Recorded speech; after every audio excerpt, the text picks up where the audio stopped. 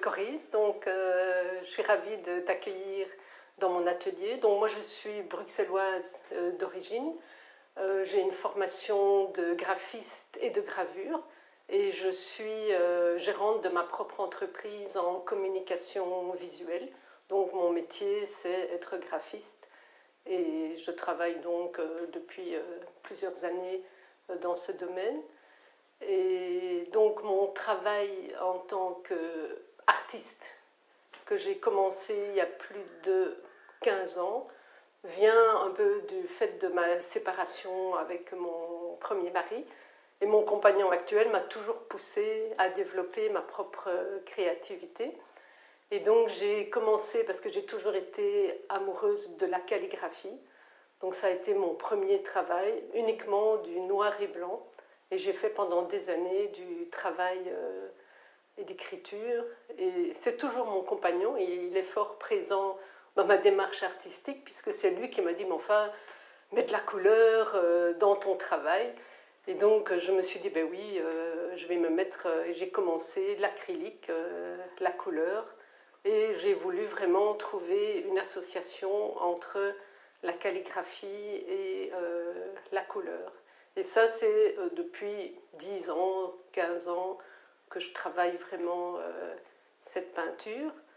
Et puis parallèlement à ça, du fait de mon métier, comme j'aime vraiment tout ce qui est numérique et que je domine tous les outils, toutes les suites Adobe, Photoshop, j'ai eu envie de mixer un peu mon travail parce que à côté de cette passion pour l'art, pour la peinture, nous avons aussi une passion pour du vintage, donc on aime tous les deux une voiture qu'on a achetée il y a plus de 15 ans, une Ford Mustang, où on écume les salons et où moi, avec mon appareil photo, je prends toutes les photos de ces, on va dire, micro-reliefs que je vois sur les carrosseries de voitures.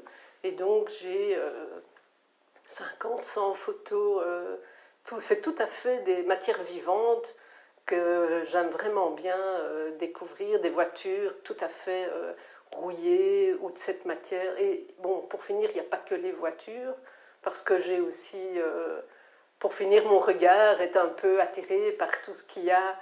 C'est une abstraction dans la réalité, en fait. Donc tout ce que je vois qu'il y a une matière vivante et qui crée comme un tableau, je me suis dit que ça pouvait être une base, plutôt que ma peinture acrylique, d'utiliser ces photos comme support pour mon travail de calligraphie.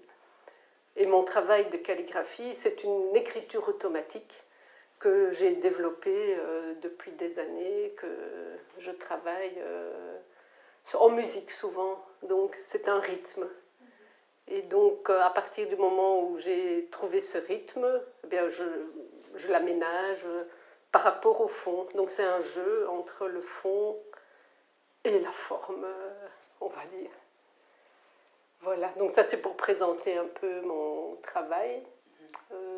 Alors par rapport à ta demande pour le relief, ben oui, je pense que le relief, il y a plusieurs reliefs en définitive. Moi je me suis dit, d'abord moi je suis dans les micro-reliefs au niveau de la photo, puisque ce sont vraiment des petits éclats, des choses qui créent du relief. Mais le relief, c'est peut-être aussi ce qui n'est pas commun, donc quelque chose qui n'est pas plat. Quelqu'un qui a du relief, c'est quelqu'un qui a un peu une personnalité. Et donc je me disais, ben oui, mes photos, c'est pas quelque chose de commun, ce sont des détails vus avec un œil un peu particulier. Et le relief, je l'apporte en amenant sur ces photos des choses qui n'existent pas. Et donc c'est ça, un peu comme une cartographie, comme un relief, où j'amène quelque chose en plus sur la photo. Alors c'est de la 2 dimensions, enfin c'est pas des reliefs comme les montagnes où certains verraient des reliefs plus nature, ou moi je vois le relief vraiment comme une comment dire, oui, une évocation de l'esprit, en fait. Comme tu as dit, évanescence ou mirage, c'est tout à fait ça.